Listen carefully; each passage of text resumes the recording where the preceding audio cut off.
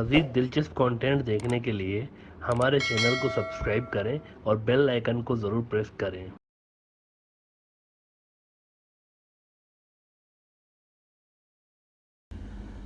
कल हमने आपको बताया था कि अफ़गान तालिबान ने निमरोज़ समेत तुर्कमानिस्तान के साथ जो अफ़गानिस्तान का सूबा लग रहा है ना, उस पर कब्ज़ा कर लिया है। निमरोज़ का जो बॉर्डर है ये लग रहा है ईरान के साथ, और इसके साथ ही उन्होंने दूसरा सूबा भी कब्ज़ा कर लिया था, उसका बॉर्डर लग रहा था तुर्कमानिस्तान के साथ। तो 2 दिन में 2 इलाके इन्होंने फतह कर लिए थे, कैपिटल समेत।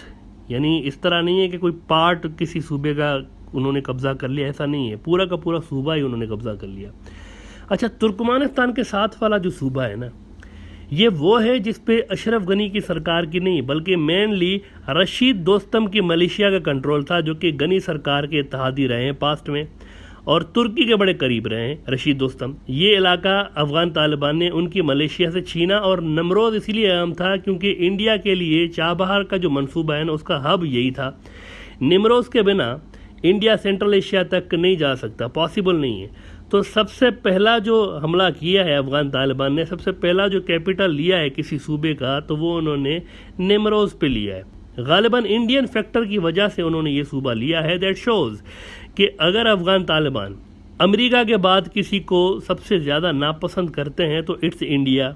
और ज़ाहिर है इंडिया 20 साल तक इनके मुखालफों को सपोर्ट भी करता रहा है, तो समझ में आ सकता है कि वो इंडिया को पसंद क्यों नहीं करते। बल्कि इससे पहले भी आप देखें तो सोवियत जंग में भी इंडिया जो था ये अफ़गान तालिबान का मुखालिफ रहा है। तो ये 20 साल से भी पहले की हिस्ट्री बनती है, कोई 3-4 डेकेड से यही हो रहा है कि इंडिया उनके खिलाफ रहा है।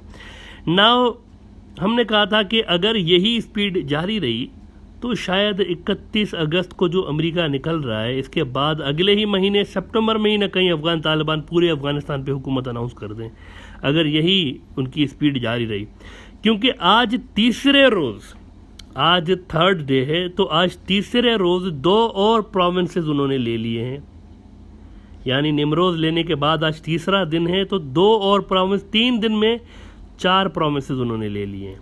एक तो उन्होंने गनी सरकार के फ़ौज से कंदूज का इलाका ले लिया है along with its capital.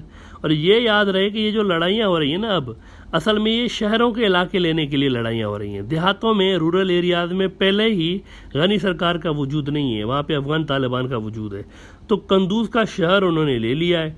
It was on the cards क्योंकि Kunduz has been their stronghold शुरू से ही। लेकिन अहम चीज़ ये दूसरा सूबा है, ये तो सबको पता था कंदूज आराम से ले लेंगे। ये जो दूसरा सूबा उन्होंने लिया है ना, ये बड़ा अहम है।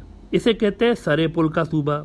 ये अहम इसलिए है क्योंकि 6.5 लाख की आबादी है इसमें, और इसके कैपिटल सिटी का नाम भी सरे पुल है। और अफ़गानिस्तान का जो नॉर्थ है ना, यहाँ पे ट्रेडिशनली अफ़गान तालिबान का असर कम रहा है, ये इम्पोर्टेंट बात है। यहाँ उनके मुखालिफिन नॉर्दर्न अलाइंस का असर ज़्यादा रहा है। नॉर्थ में, अफ़गानिस्तान का नॉर्थ जो है, वहाँ पर नॉर्दर्न अलाइंस का ज़्यादा कब्जा रहा है। नॉर्दर्न अलाइंस मेनली उज़्बेक, हज़ारा, ताजिक कम्युनिटीज़ पर मुश्तमिल रहा है, और इनकी अफ़गान तालिबान से नहीं बनती शुरू से ही, क्योंकि अफ़गान तालिबान वैसे मेनली पश्तून अक्सरियती ग्रुप रहा है। तो सोवियत जब आए थे तब भी नॉर्दर्न अलाइंस वाले उनके साथ मिल गए थे, और फिर जब अमेरिका आया तो नॉर्दर्न अलाइंस वाले उनके साथ मिल गए। तो इनके इलाकों को, इनके सूबों को अफ़गान तालिबान का यूं बआसानी कंट्रोल करना ज़ाहिर करता है कि अफ़गान तालिबान का असर इस वक्त पहले के मुकाबले में कई गुना ज़्यादा बढ़ चुका है। हालांकि ये वो इलाके, जैसे कि हमने कहा कि ट्रेडिशनली इनका हिस्सा नहीं रहे, लेकिन फिर भी अब वो इसको भी लेते हुए जा रहे हैं। दैट मीन्स इनकी पावर बढ़ चुकी है। जो नई चीज़ नज़र आ रही है ना, वो ये नज़र आ रही है कि अफ़गान तालिबान ने गालिबन अपनी स्ट्रेटजी तब्दील की हुई है। अब अफ़गान तालिबान के अंदर आपको बड़ी तादाद में उज़्बेक, हज़ारा, ताजिक ये सब भी नज़र आते हैं। और कई जो इलाके इन्होंने फ़तह किए हैं लेटली, वहाँ के गवर्नर आपको उज़्बेक, हज़ारा, ताजिक नज़र आते हैं। यानी उन्होंने इन कम्युनिटीज़ को बिठा दिया है उन इलाकों के ऊपर, और इनका एक सिग्निफिकेंट असर हो चुका है, जो कि ग्राउंड पे नज़र भी आ रहा है कि अब वो नॉर्थ के इलाकों में भी जा रहे हैं। रशीद दोस्तम के स्ट्रॉन्ग होल्ड पे उन्होंने कब्ज़ा कर लिया हुआ है। अब ये एक बड़ी अहम बात है। अच्छा, ये नोट करें कि ये एडवांसमेंट्स तब जारी हैं जबकि अमेरिका की एयर सपोर्ट गनी सरकार को अभी जारी है, उसके बावजूद इलाके बाआसानी हाथ से निकल रहे हैं। अगर अमेरिका की एयर सपोर्ट नहीं रही तो मामलात और भी ज़्यादा तेज़ी से ख़राब होंगे गनी सरकार के लिए। अच्छा, मोस्ट प्रोबेबली अमेरिका चंद रोज़ में शायद एयर सपोर्ट वैसे ही बंद कर देगा। ये एक हमारा आइडिया है कि चंद दिनों में अमेरिका एयर सपोर्ट बंद कर देगा गनी सरकार की। अच्छा, एक और जगह पे शदीद लड़ाई चल रही है। वैसे इनके अलावा एक और पॉइंट ऐसा है अफ़गानिस्तान में बड़ा इम्पॉर्टेंट, वहाँ पे शदीद लड़ाई चल रही है और आज रात तक या फिर कल सुबह तक किसी भी टाइम एक और अहम सूबा भी गनी सरकार के हाथ से निकलने वाला है। तखार का सूबा निकलने वाला है। इसका बॉर्डर लगता है ताजिकिस्तान के साथ, ये इम्पोर्टेंट बात है, और ये भी नॉर्दर्न अलाइंस वालों का ही हिस्सा रहा है तखार का सूबा। इसके भी रूरल एरियाज़ पर अफ़गान तालिबान कई डिस्ट्रिक्ट्स पर कब्ज़ा करके पहले से ही बैठे हुए थे। इस वक्त जो लड़ाई हो रही है ना, वो तखार के कैपिटल सिटी तालकान पे हो रही है। Now this is very important. देखिए, अफ़गानिस्तान का इस्लामी जो लिटरेचर है ना, इस्लाम की जो अगर आप पढ़ें बाबुल मलाहिम और किताबुल फितन, आखिरी ज़माने की जो हदीसें पढ़ें, उसमें एक रोल मिलता है अफ़गानिस्तान का एंड ऑफ टाइम्स के हवाले से। आखिरी दौर में अफ़गानिस्तान का एक बड़ा अहम रोल मिलता है। रसूलुल्लाह सल्लल्लाहु अलैहि वसल्लम की अहादीस के अंदर आपको खुरासान नाम के मुल्क का रोल मिलता है, और खुरासान जो है उसका हार्ट जो था आज का अफ़गानिस्तान था। तालकान ये जो शहर है ना, जो कि आज रात तक या हो सकता है कल तक फॉल हो जाए अफ़गान तालिबान के नीचे, तालकान के लिए भी कहा जाता है कि इमाम मेहदी की आमद पर, इमाम मेहदी अलैहिस्सलाम की आमद पर इस शहर का एक बड़ा अहम किरदार है। इस्लाम के जो चौथे खलीफा थे सैयदना अलीउल मुर्तज़ा रज़ियल्लाहु तआला अन्हु, इनके फ़र्जंद आली मकाम सैयदना इमाम हुसैन रज़ियल्लाहु तआला अन्हु के एक बेटे थे हज़रत इमाम ज़ैनुल आबिदीन, और इमाम ज़ैनुल आबिदीन अहले तशीय्यो के चौथे इमाम हैं। कुल 12 इमाम हैं। असना अशरीन जो शिया हजरात हैं उनके 12 इमाम हैं उनके अकीदे के मुताबिक, और 12 के 12 जो है ना, ये अहले सुन्नत के भी नज़दीक यानी सुन्नियों के भी नज़दीक काबिल एहतराम है, और सुन्नी भी उनसे मोहब्बत करते हैं। लेकिन सुन्नी इमामत की बजाय खिलाफत के कायम हैं। सुन्नियों के नज़दीक इमामत का कॉन्सेप्ट नहीं, वो खलीफाओं का कॉन्सेप्ट रखते हैं। इमाम ज़ैनुल आबिदीन को सज्जाद भी कहा जाता है, सज्जाद भी उनका नाम है। इमाम ज़ैनुल आबिदीन के एक बेटे थे, उनका नाम था इमाम मोहम्मद अल बाकर रहमतुल्लाह अलैह।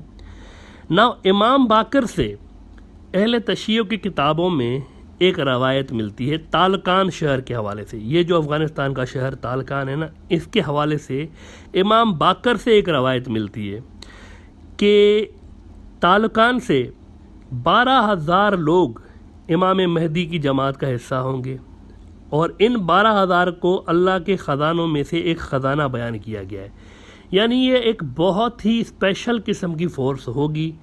और फ़ौज की जो आजकल डिवीज़न होती है ना, वैसे फ़ौज में बटालियंस होती हैं, फिर कंपनी होती है, डिवीज़न्स होती हैं। एक डिवीज़न का साइज़ भी नियरली 12,000 होता है, तकरीबन इतना ही होता है, 12 से 15 उसकी एक डिवीज़न की साइज़ होती है। तो तालकान की एक रिलीजियस सिग्निफिकेंस भी आपको बहुत ज़्यादा मिलती है आखिरी ज़माने की जंगों के हवाले से। सोवियत यूनियन की शिकस्त के बाद वहाँ अफ़गानिस्तान में खाना जंगी हो गई थी, सिविल वॉर हो गई थी। उसमें अफ़गान तालिबान ने जो सबसे आखिर में इलाका फ़तह किया था ना, लास्ट अपने टेन्योर में, जब अमेरिका आया था उससे पहले, तो सिविल वॉर में उन्होंने जो आखिरी जो सबसे आखिर में जो इलाका फ़तह किया था वो तालकान का एरिया था। यही यहाँ से, क्योंकि बड़ी ही शदीद रेजिस्टेंस हुई थी उनके ख़िलाफ़। लेकिन इस बार हालात बहुत डिफरेंट हैं पहले के मुकाबले में। इस बार वो बाआसानी इस इलाके की तरफ एडवांसमेंट करते हुए जा रहे हैं, और अभी तक की इतलात ये हैं कि वहाँ पर शदीद लड़ाई जारी है और तालकान किसी भी टाइम अफ़गान तालिबान के कब्ज़े में जा सकता है। अच्छा, तालकान जिस सूबे का कैपिटल है ना, तखार सूबे का, एक बड़ी ही ज़बरदस्त आपको एक सिग्निफिकेंट चीज़ बताते हैं। यहाँ पे आपको बहुत जल्द तखार के सूबे में चाइनीज़ नज़र आने वाले हैं, once things are settle down. ये जो इस वक्त फोग ऑफ वार है ना, एक फोग, एक धुंध छाई हुई है। जब ये धुंध हटेगी, जब ये फोग हटेगा, तो ये शहर प्रोबेबली BRI का अहम हिस्सा हो सकता है। ये हमारा एक गुमान है कि ये BRI का अहम हिस्सा हो सकता है, और चीनी कंपनियां यहाँ पर आने जा रही हैं, क्योंकि तखार सूबे के अंदर बड़े ही आला मयार के कोयले की माइंस हैं, और यहाँ पर सॉल्ट, नमक के बेहतरीन क्वालिटी के नमक के पहाड़ हैं, लंबे लंबे नमक के पहाड़ हैं जो कि नमक से भरे हुए हैं। ज़बरदस्त किस्म का आयोडाइज्ड सॉल्ट आपको यहाँ मिलता है तखार में, और यहाँ पे आपको कम मिकदार में ही सही लेकिन सोने के ज़खायर भी मिलते हैं। तखार में सोने की भी माइंस हैं, जबकि यहाँ पर जिप्सम के रिजर्व्स भी ठीक ठाक क्वांटिटी में मौजूद हैं। नाउ बेहतरीन क्वालिटी के कोयले की मौजूदगी का यहाँ होना जाहिर करता है कि यहाँ पर बिजली के मंसूबे, it is on the cards कि यहाँ पर बिजली के मंसूबे लग सकते हैं। और अगर बिजली होगी, यहाँ पर एनर्जी होगी, तो इंडस्ट्रीज़ के लिए भी तो ये जगह फिर बहुत ही अहम हो जाएगी ना अफ़गानिस्तान की रिकन्स्ट्रक्शन के हवाले से। इसका मतलब है कि रिलीजियस सिग्निफिकेंस के अलावा इस इलाके की इकोनॉमिक सिग्निफिकेंस भी आने वाले दिनों में बहुत ज़्यादा हो सकती है। और इस वक्त वहाँ पर शदीद लड़ाई जारी है और देखते हैं कि कल तक ये इलाका फॉल करता है या अफ़गानी सरकार इसको बचाने में कामयाब हो सकती है। अब देखते हैं कल तक इसके बारे में क्या अपडेट्स आती हैं।